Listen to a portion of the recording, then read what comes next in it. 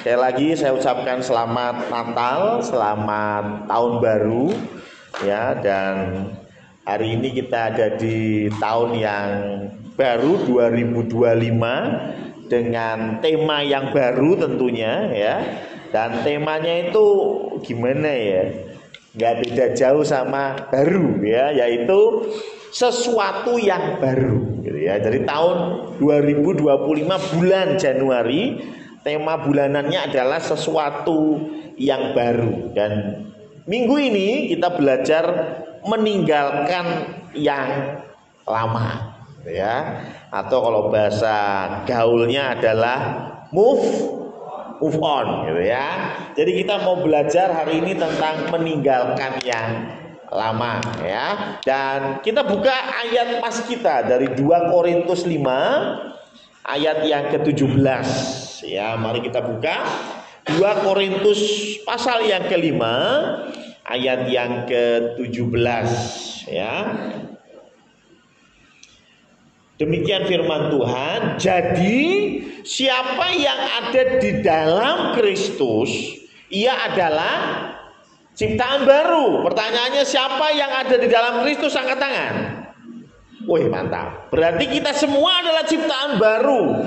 Dan tanda-tanda ini yang menyertai, yaitu apa? Yang lama sudah berlalu, sesungguhnya yang baru sudah datang. Jadi ini kata-kata Paulus yang ditulis untuk jemaat di Korintus, dan dia memberikan perbandingan adalah hidupnya sendiri. Hidupku itu dulu, wah saya ini orang Yahudi yang taat, muridnya Gamaliel ya, orang Yahudi yang taat Taurat, tapi itu semua kuanggap sampah karena pengenalanku akan Kristus. Jadi bicara tentang yang lama sudah berlalu, Paulus mau bilang itu yang dulu itu. Sekarang yang baru sudah datang. Nah, tapi ini mudah diucapkan tapi sulit dilakukan, gitu ya. Karena apa? Karena kadang kita ini masih terikat dengan masa lalu. Ini saya nggak bicara tentang dalam tanda kutip move on itu mantan atau bukan ya, ini bukan hanya bicara ini, tetapi lebih spesifik bicara tentang habit kita yang lama gitu ya. Saya nggak mau kita tiap tahun merayakan Happy New Year ya, tiap tahun melakukan sesuatu yang baru, tiap tahun saya khotbah tentang sesuatu yang baru, tapi hidupnya kita tahun ke tahun ya, saya nggak mau. Kita harus tiap tahun itu kita merefleksikan diri. Waktu tanggal 31 Desember ya, 31 Desember hari terakhir itu, kan saya waktu itu masih ada di Dubai ya, jadi beda selisih waktu 3 jam ya. Di sini sudah selesai ibadah, saya baru jam 6 di sana ya. Di sini sudah selesai ibadah, saya telepon istri saya, masih foto-foto. Oh ya wes ya. Sampai akhirnya sekitar jam setengah 8, jam 8-an lah ya. Berarti jam 11-nya sini gitulah. Saya telepon istri dan saya bicara dengan istri di telepon ya. Sedih ya. Yang lain apa Happy New Year peluk-pelukan sama keluarga, saya pelukan sama HP ya. Karena istri jauh ya. Jadi saya mulai merefleksikan setahun 2024 gitu ya. Apa yang jadi kesalahan saya, apa yang jadi keteledoran saya. Dan saya meminta maaf karena orang yang paling disakiti adalah orang yang paling dekat. Ya saya mungkin berselisih paham dengan omong, tapi dalam setahun ini paling ping piro gitu. Urung karuan setahun pisan. Saya ribut sama Pandu mungkin pernah, tapi ya urung tentu setahun pisan. Tapi dengan orang-orang yang dekat ya, Bu Brinda mungkin dengan Bigel dengan Bu Brinda mungkin sehari 3 kali bikin masalah ya kan. Saling menyakiti, mungkin ada 1 kata 2 kata yang nyelekit di dalam kuping gitu ya, dan itu masuk ke dalam hati. Bereskan itu, dan tidak hanya bereskan itu, tahun yang baru harus ada sesuatu yang baru gitu ya. Nah maka dari itu gimana caranya kita habit ini bisa ditinggal gitu ya, habit-habit yang buruk gitu ya. Jangan setiap tahun kita bilang, aduh maaf istriku, omongan saya kasar setahun ini. Ya bagus, itu bagus. Ya, karena mungkin Anda akhirnya sadar bahwa omonganmu kasar gitu ya. Anda bagus itu minta maaf sama istri. Istri, maaf saya kadang ngomong menyakitkan. Oke, tapi kalau tahun 2025 akhir tahun besok kamu ngomong hal yang sama lagi. Maaf istriku, ya, mulut saya ini pedes loh. Tahun ini kita jaluk maaf gitu. Tahun ini ya podo wae, tahun 2026 ya gitu lagi. Sampai Tuhan Yesus datang, mulutnya tetap seperti itu. Artinya ya cuman minta maaf. Cuman muter-muter tapi Anda nggak kemana-mana gitu ya. Nah ayo kita mau belajar meninggalkan yang lama. Betul-betul meninggalkan yang lama. Karena Paulus tadi bilang yang lama sudah berlalu. Wis liwat. Saya ini sing anyar. Kalau kita bilang kita ini anak-anak Tuhan, maka setiap tahun, bahkan nggak cuma tiap tahun ya, tiap hari harusnya kita menjadi pribadi yang semakin baik, semakin diperbarui, itu bahasa Alkitab. Nah, ada 3 poin, 3 cara yang saya belajar dari orang Israel. Bagaimana Tuhan mendidik orang Israel keluar dari Mesir dan menuju ke tanah perjanjian. Dan ini bicara tentang masa lalu yang ditinggalkan dan menerima masa depan. Yang pertama, yaitu kita perlu yang namanya titik balik. Apa itu? Ini perlu. Titik balik itu apa sih? Seremonial. Jangan salah, jangan dikira seremonial itu tidak penting. Oh penting sekali. Contoh 17 Agustus 1945. Seremonialnya apa? Soekarno-Hatta membacakan teks proklamasi. Loh itu seremonial. Setelah itu kita masih perang, oke, ya kan? Setelah itu masih berjuang, oke. Tapi ada satu momen di mana satu statement yang mewakili seluruh bangsa Indonesia, karena ditulis ya Soekarno-Hatta, mewakili bangsa Indonesia Soekarno-Hatta. Artinya ada satu titik balik, ada satu momen ya. Nah momen ini dalam kasusnya orang Israel itu ada di dalam Keluaran 12, nanti baca semua. Itu bicara tentang Paskah. Paskah ini satu momen. Kenapa sih Tuhan repot-repot nyuruh orang Yahudi beli kambing, domba, harus ditaruh darahnya di pintu gitu ya. Untuk apa? Ini satu momen. Ingatlah ini. Hari ini kamu keluar dari Mesir. Ini momennya. Makanya ada beberapa hamba Tuhan yang kalau lagi pelepasan gitu ya. Kamu punya jimat apa? Oh saya punya jimat ini Pak Pendeta. Bawa sini, bakar. Loh, saya mau tanya, ini logika saja ya.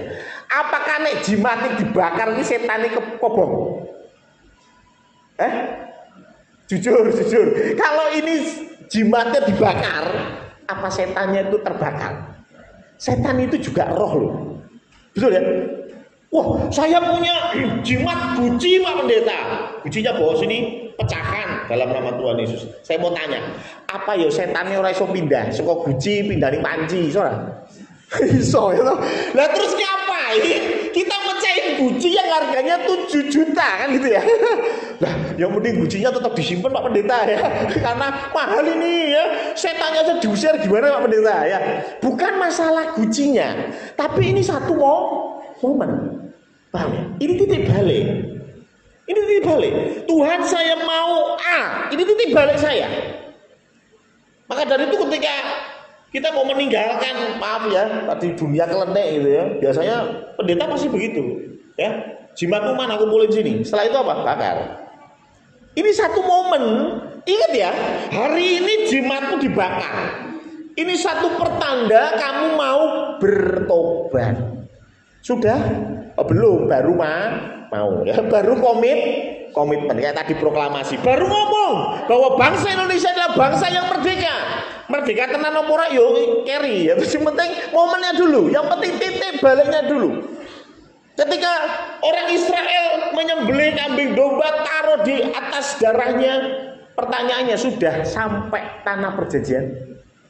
Belum, masih jauh. Bahkan kita tahu mereka malah muter-muter di padang gurun 40 tahun. Artinya apa? Masih lama menikmati tanah perjanjian.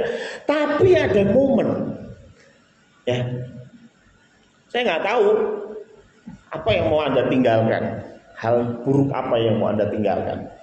Tapi penting sekali sebuah momen. Dan momen ini juga yang Tuhan Yesus lakukan. Ada yang tahu Tuhan Yesus itu dibaptis enggak ya? Dibaptis ya? Sama siapa? Oh, Yohanes. Ya, ada di Matius 3 ayat 6 bahwa Tuhan Yesus datang kepada Yohanes Pembaptis dan dia minta dibaptis. Dan baptisan pada waktu itu adalah baptisan pengampunan dosa. Makanya kalau kita baca di Matius 3 ayat 6 sampai ayat 15, Yohanes Pembaptis bilang apa? Oh, aku tidak layak. Harusnya engkau yang membaptis aku. Itu Yohanes yang bilang. Kenapa? Karena baptisan bicara pengampunan dosa. Dan Yohanes percaya Yesus adalah orang yang tidak berdosa. Karena itu dia tidak perlu baptis. Betul ya? Betul ya? Kita perlu enggak? Perlu. Tapi Yesus nggak perlu. Makanya Yohanes Pembaptis bilang jangan. Harusnya saya. Harusnya aku yang engkau baptis. Iki kuale. Cuma Tuhan Yesus bilang jangan, lakukanlah. Karena ini mengingat bagaimana perintah Allah. Apa sih perintah Allah? Jadi Bapak Ibu harus paham bahwa Tuhan Yesus selama di dunia ini dia itu harus tunduk. Galatia 4 ayat 4 coba buka. Dia itu harus tunduk, Galatia 4 ayat 4 ya, kepada hukum. Ini menarik, ya. Jadi Tuhan Yesus itu harus tunduk. Jangan terus dikira-kira, oh Tuhan Yesus itu dibaptis, berarti Tuhan Yesus punya dosa dong. Ya kan?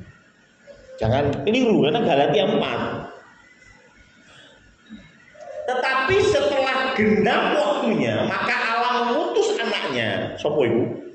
Yesus Kristus, yang lahir dari seorang perempuan dan takluk kepada hukum Taurat. Jadi Yesus itu kudu manut hukum Taurat. Yesus disunat orang. Sunat, yakin? Ya, ada di Lukas 2 ayat 21, Tuhan Yesus disunat. Cuman ini saya kasih klik sedikit tambahan. Sunat itu memang sudah ada di berbagai budaya. Jadi jangan kaget ketika ada orang yang bilang, "Lu kami ini ikut ajarannya Yesus karena kami sunat. Yesus sunat, kami sunat. Makanya kami ini lebih Kristen dari kamu karena kami ikut ajarannya Yesus." Sunat kaya apa? Di dalam Kejadian 17 ayat yang ke-12, sunat itu pertama kali Tuhan suruh kepada siapa? Kejadian 17 ayat 12, kepada Abraham. Dan secara spesifik Tuhan bilang sunatlah pada hari yang ke-8. Jadi sunat Yahudi itu sunat yang ke-8. Jadi maksud 8 hari itu sunat. Jadi misalnya, "Duh, kamu sunat." Umur berapa? 6 SD. Ya, berarti ada sunat, tapi bukan sunat Yahudi. Ngerti ya? Kalau mau sunat Yahudi pada hari yang ke-8. Itu jelas ditulis Kejadian 17 ayat 12. Jadi kalau ada yang ngaku-ngaku, "Oh, kita ini ikut ajarannya Tuhan Yesus," tanya, sunatmu dino piro? Hari keberapa Anda sunat? "Oh, saya sunatnya kelas 1 SD." Liwat. Kenapa? Harus hari yang ke-8. Dan tebak, Yesus disunat pada hari ke-8. Paulus disunat pada hari yang ke-8. Semua hari ke-8. Jadi kalau kita cuma, "Iya loh aku sunat," lu cuma sunatnya dinopo gitu loh. Itu ya harus dipahami gitu ya. Sama seperti nyembelih kambing domba. Ya toh? Oh, kalau nyembelih itu berarti kita memberikan kurban di hari Idul Adha? Ya kalau nyembelihnya pas hari Idul Adha, iya kan? Nek nyembelihnya hari Natal ya orang Idul Adha, orang kurban, ya paham ya, walaupun disembelihnya di masjid, ya kan?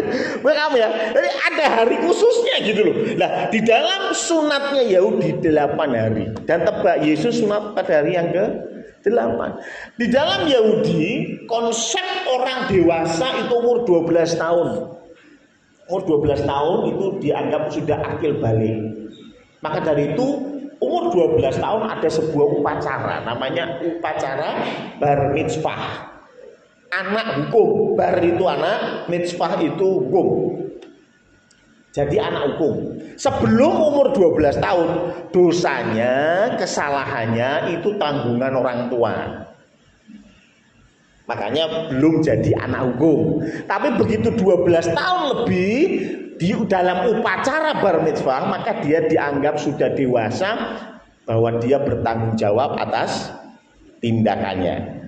Ya, makanya di sini yang masih berumur di bawah 12 aman ya. Ya. Dan itu juga kemudian menjadi acuan Kristen, Protestan, ya termasuk gereja kita, bagaimana yang namanya baptis itu baru usia 12. Lah ya kan?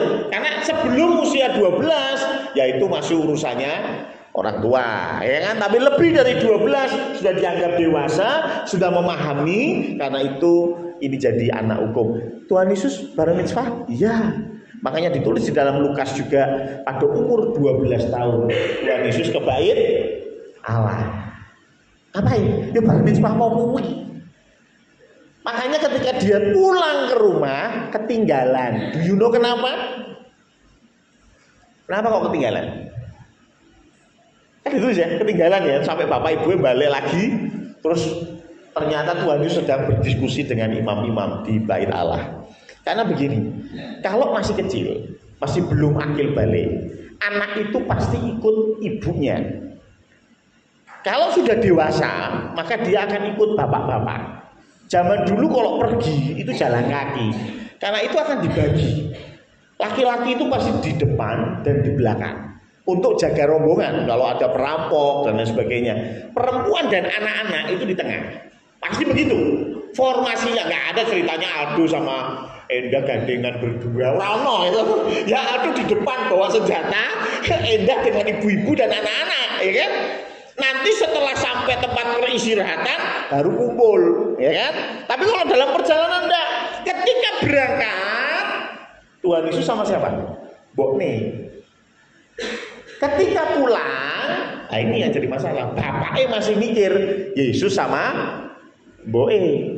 Mboe mikir, oh kan wis dewasa, pasti bapaknya. Jadi santai, ya jalan kaki 1 hari 1 malam sampai tempat peristirahatan, kumpul sama suaminya. Loh, Yesus mana? Loh, tak kira mbek kuwi. Loh piye to? Berarti ketinggalan, paham ya? Itu kenapa? Karena Yesus takluk kepada hukum Taurat. Walaupun perlu nggak sih Yesus sunat? Tidak perlu lah. Karena Kejadian 17 ayat 12 menulis bahwa sunat itu bukti perjanjian antara keturunan Abraham dengan Allah. Dan keturunan Abraham itu janjinya apa? 1, keturunannya akan banyak. Ya, keturunannya akan banyak, itu janjinya. 2, janjinya akan tanah perjanjian. Tanah perjanjian lambang dari surga, lambang dari keselamatan. Itu janjinya. Tuhan Yesus itu kan yang ngasih keselamatan. Ngapain dia sunat? Ya memang gak masuk akal. Cuman untuk menggenapi apa yang Allah Bapa mau. Hal yang sama ketika kita bicara Yesus dibaptis. Yesus dibaptis bukan berarti dia punya dosa, tetapi ini karena Allah Bapa yang sudah perintahkan harus takluk kepada hukum Taurat. Tapi baptisan Yesus itu juga sebuah contoh bahwa ini titik balik. Siapa di sini yang sudah baptis? Oh sudah semua ya, puji Tuhan. Noel sudah baptis. Wah haleluya. Noel ingat, baptisanmu itu titik balik. Titik balik. Jadi kalau kamu mau aneh-aneh ilang, aku wis di baptis. Loh betul kan? Jadi jangan main-main. Saya lebih suka dengan orang yang gimana mau dibaptis belum dulu Pak Pendeta. Kenapa? Ya masih berat gitu. Oh ya sudah. Buat saya itu lebih baik daripada baptis karena ikut-ikutan. Koncone baptis, wis melu baptis. Kamu nggak ngerti konsep baptis itu apa? Titik balik. Kalau kamu sudah siap untuk melangkah lebih baik lagi, baptis. Ini bicara titik balik. Ya. Ini bulan Januari ini sudah ada pendaftaran, bahkan sudah ada katekisasi. Nanti jadwalnya saya berikan untuk mulai katekisasi dan paskah. Besok kita akan baptisan. Tapi satu hal yang saya tekankan, baptisan ini titik balik, jangan main-main. Ya, titik balik. Nah, apa yang menjadi keburukan kalian, keburukan kita yang mau kita tinggal, harus ada titik balik. Harus. Contoh misalnya ya. Contoh misalnya apa keburukannya? Saya suka main game Pak Pendeta, ngabisin waktu main game. Terus piye? Titik balikmu. Saya akan hapus semua game-game saya di HP. Terus saya mau tanya, bisa nggak install lagi? Ya bisa, tapi kan kembali ke pertanyaan tadi. Ini adalah titik balikmu gitu ya. Titik balikmu, ingat ini. Kamu uninstall semua game di HP-mu, itu titik balikmu. Ingat ini, makanya Tuhan selalu bilang ada 3 bilangan 16 dan 16 berkata ada 3 upacara di mana orang Israel diwajibkan datang ke Yerusalem. Salah satunya apa? Paskah. Kenapa? Ben iling. Ya dulu kamu sudah berkomitmen untuk meninggalkan yang lama. Makanya ketika 17 Agustus kita selalu membacakan proklamasi. Karena ben iling. Kita sudah berubah, kita sudah tinggalkan yang lama. Hal yang sama, apapun yang menjadi keburukanmu 2024, ayo bikin titik balik. Terserah Allah. Loh itu sebenarnya juga dilakukan orang Jawa. Ya. Yang namanya biasanya disebut dengan buang sial gitu. Piye carane? Oh, klambine dilarung ning laut. Lho kok ya ora iso tuku klambi anyar? Ya iso. Cuman problemnya adalah apa? Ini titik balik. Ingatlah, hari ini kamu buang bajumu di laut, itu tandanya kamu buang masa lalu. Kan gitu toh. Ngerti ya? Konsepnya itu upacara ini penting maksud saya, gitu ya. Satu momen itu penting dan itu ingatlah supaya apa? Supaya kita tahu bahwa kita sudah punya komitmen untuk berubah. Ya, harus ada titik balik. Saya mau meninggalkan rokok 2025, pokoknya rokok orang meneh. Harus piye? Taubung. Tapi ini cangkem. Ya ora lah ya. Maksudnya rokoknya kuwi. Maaf ya. Rokoknya dibakar gitu ya. Tapi enggak di sini. Dibakar. Ini satu titik balik gitu ya. Bukan berarti terus lah emangnya ora iso tuku ning warung meneh. Iso. Cuman ini titik balik gitu ya. Kalau perlu ada saksinya. Istri anak biar nonton. Ini bapak ya punya satu slot yang kemarin baru beli, cuman bapak punya komitmen 2025 surang nganggo rokok meneh diobong ning ngarepe bojone mbek anake. Lho itu jadi mengingat, paham ya maksud saya? Ketika besok lagi mau ngerokok, eling aku biar janji mbek istri sama anak. Ini menguatkan kita, gitu ya. Ayo apa yang menjadi keburukanmu yang mau kamu rubah di 2025? Lakukan sebuah titik balik. Ya, terserah bagaimana caranya, terserah. Atau monggo kerso. Itu yang pertama. Jadi meninggalkan yang lama, kita harus punya titik balik. Ya. Yang kedua, ketika ada titik balik, pasti ada euforia. Itu pasti. Ya. Jadi ketika ada titik balik tadi, pasti ada euforia, ada sukacita, ada semangat yang baru, ada harapan yang tinggi, dan itu pasti didapat oleh setiap kita. Oh begitu bakar bakar jimat dan sebagainya selesai, itu wah Tuhan, haleluya, aku tuh plong gitu ya, itu euforia, ya itu euforia ya. Begitu udah saya nangis Tuhan, saya bertobat, saya tidak akan mau nge-game lagi, udah saya delete semua akunnya, saya hapus, ganti email. Setelah itu apa? Pelong. Wah, memang Tuhan Yesus dahsyat. Bukan masalah dahsyat ya. Ini euforia Bapak Ibu ya. Ini euforia. Ya, ini pasti dilalui oleh kita semua ketika kita punya titik balik tadi. Ya, contohnya ketika pernikahan. Pernikahan ini juga satu statement, satu upacara toh. Ya toh, begitu selesai janji pernikahan pulang, piye Pak Budi perasaannya? Plong, haleluya, jamahan Tuhan. Ora jamahan Tuhan, euforia. Ya, itu euforia. Itu semua memang begitu ya. Semangat ya. Ronald gimana waktu selesai pemberkatan nikah ya. Waduh, kayaknya plong, puji Tuhan, hadirat Tuhan turun ya. Itu euforia. Dan itu dilalui ketika kita ada titik balik. Yesus pun begitu. Ketika dia keluar dari air, langit terbuka, Roh Kudus turun berupa burung merpati, dan ada suara berkata, inilah anakku yang kukasihi, kepadanya lah aku berkata. Oh, ada euforia, ada sukacita yang luar biasa. Orang Yahudi keluar dari Mesir, mereka melewati yang namanya Laut Teberau.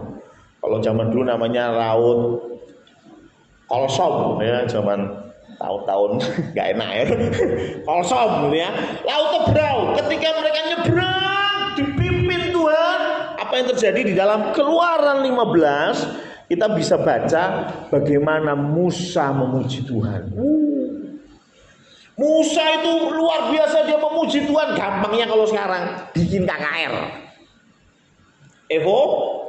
euforia. Wah, luar biasa.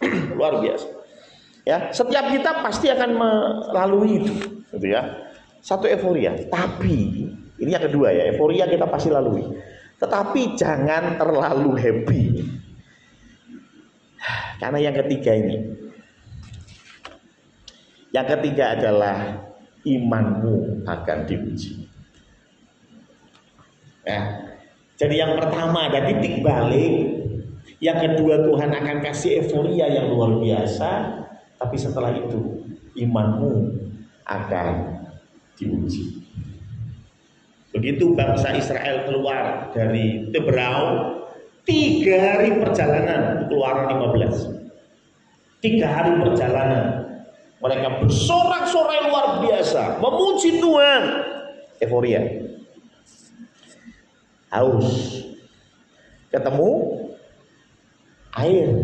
Mereka berbondong-bondong lari minum airnya, dan ternyata airnya pahit. Dan itulah mengapa orang sebut itu marah. Marah itu pahit. Terus mereka mengucap syukur. Ceritanya gini, seperti tadi pujiannya yang setel, tidak semudah itu Bapak ya. Ketika iman diuji tidak semudah pujian tadi ya. Sekalipun doaku tidak didengar, ngeri ya. Jujur, kalau doa kita nggak didengar nih, muring-muring Bapak Ibu ya. Kadang-kadang kita jatuh seperti orang Israel. Kita tidak mengucap syukur senantiasa seperti yang Tuhan mau, tapi kita bersungut. Yesus pun sama. Ketika Tuhan Yesus keluar dari air, ada langit terbuka, euforia yang luar biasa. Apa yang selanjutnya terjadi? Tuhan Yesus berpuasa 40 hari dan dicobai setan. Itu ujian. Yesus saja diuji loh. Apa meneh model kaya awake Dewi. Yesus sebenarnya diuji. Model kalian itu. Ya, pasti diuji. Pertanyaannya kita diuji ini kuat atau enggak? Saya nggak berkata bahwa ujian yang daripada Tuhan itu seperti ujian nasional. Begitu Anda gagal, masa depanmu hancur. Nah, kalau engkau gagal dengan ujianmu, ada konsekuensi. Tapi Tuhan tidak pernah tinggalkan engkau. Saya kasih contoh, Abraham. Mungkin kita hanya melihat Abraham imannya diuji ketika disuruh mempersembahkan Ishak. Dan dia lulus di situ. Tapi kita lupa, sebelumnya dia pun pernah diuji. Oleh siapa? Istrinya. Abraham jelas dengar suara Tuhan, engkau akan punya anak dari Sarah, titik. Jelas loh, dari Sarah. Cuman gara-gara Sarah bilangnya gimana? Aku tambah tua, Mas. Timbang ngenteni aku toh Mas, iki lho no budakku Hagar mbanten. Ya. Ada yang berkata gimana? Ya, namanya laki-laki dikasih perempuan ya, nggak mungkin nolak gitu ya. Tapi bukan itu masalahnya. Masalahnya di sini adalah Abraham sedang diuji dan dia gagal. Abraham sedang diuji, dia gagal. Loh ya enggak apa-apa tuh. Manusiawi, ya memang manusiawi. Tapi ada konsekuensi. Kita tahu masalahnya nanti kemudian jadi berabe sampai hari ini, ya kan? Gara-gara itu. Hal yang sama dengan hidup kita. Pandu mungkin akan dapat ujian tahun ini. Padahal tahun yang lalu sudah dapat. Dan gagal Mbak ya. Sukses ya. 2024 dia berhasil diuji dengan pencobaan, diuji dengan kesulitan, diuji dengan duit. Bisa nggak Tuhan uji dengan uang? Bisa. Dan ketika Tuhan uji, Pandu lolos, Pandu menang. Haleluya. Tapi 2025 jangan salah, ada ujian lagi. Ujian demi ujian akan terus datang kepada kita. Kenapa? Karena melalui ujian-ujian itulah iman kita semakin dimurnikan. Ya, jadi jangan menganggap ujian di dalam hidup cuma sekali. No. Ujian di dalam hidup berkali-kali. Coba kita lihat di dalam Lukas 4 ayat 13 saja. Satu ayat saja. Ini bicara apa? Ketika Tuhan Yesus dicobai oleh iblis berapa kali? 3 kali. Setelah selesai iblis mencobai, ayat ini muncul. Sesudah iblis mengakhiri semua pencobaan itu, ia mundur. Menyerah, sudah selesai, that's it. Enggak. Dan menunggu waktu yang baik. Ya. Jadi artinya Tuhan Yesus dicobai 3 kali? No, lebih dari itu. Ya. Karena apa? Karena iblis menunggu waktu yang baik. Kalau kita baca di belakang-belakang, ada banyak sekali setan mencobai. Memang tidak secara langsung, tetapi setan melalui banyak orang mencobai. Seperti Abraham dicobai oleh istrinya. Ya.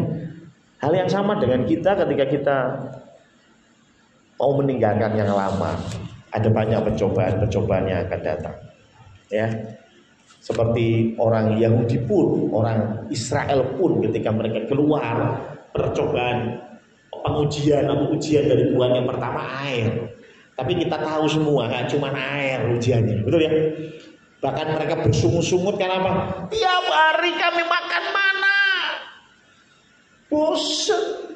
Enakan di Mesir, ada gado-gado, ada somai, ada bakso, ya kan? Enak di Mesir, di padang gurun cuma dikasih mana, padahal mana itu datang dari Tuhan. Bayangin Tuhan bangun pagi-pagi masak buat orang Israel. Begitu masak buat Israel, dikasihkan kepada Israel bilang apa? Bosan. Iya gitu, ibu-ibu punya perasaan sekali. Bu Esther pagi bangun-bangun nyiapin nasi goreng buat anak-anak. Sana anak bilang apa? Bosen, bendino nasi goreng. Wah, ini panci orang melayang wis puji-pujiane. Lho betul kan? Jengkel tuh mesti ya. Saya yakin Tuhan yo jengkel ya. Ya makanya Tuhan jengkel wis mulai besok kamu makan daging sampai daging keluar dari hidungmu. Tuhan datangkan burung puyuh. Mereka makan dan seperti firman Tuhan tadi bilang sampai keluar dari hidung. Maksudnya sampai blenger gitu ya. Sampai mereka muntah-muntah makan daging. Tapi intinya akan ada banyak iman kita diuji. Dan karena itu haruslah kita terus tetap dekat dengan Tuhan. Titik balik penting. Euforia oke. Tetapi jangan lupa setelah itu harus semakin dekat dengan Tuhan. Kenapa? Ujian itu tidak semakin mudah. Setuju? Ya, Anda yang SMA lihat ujian anak SD nih. Papi ingat ketika kamu SD, kamu lihat soal itu, kamu ingat. Betul ya? Waktu kamu SD, kamu lihat soal itu, kamu ingat. Sekarang kamu SMA, lihat 7 tambah 2 soal koyong ini itu sampah ya kan? Tapi dulu ketika kita SD 7 tambah 2 itu sudah pusing, paham ya? Artinya apa? Ujian ke depan. Saya nggak nakut-nakutin loh ya. Tapi logika sederhananya, ujian ke depan semakin sulit. Ujian ke depan semakin berat. Ujian ke depan semakin tanda kutip mengerikan.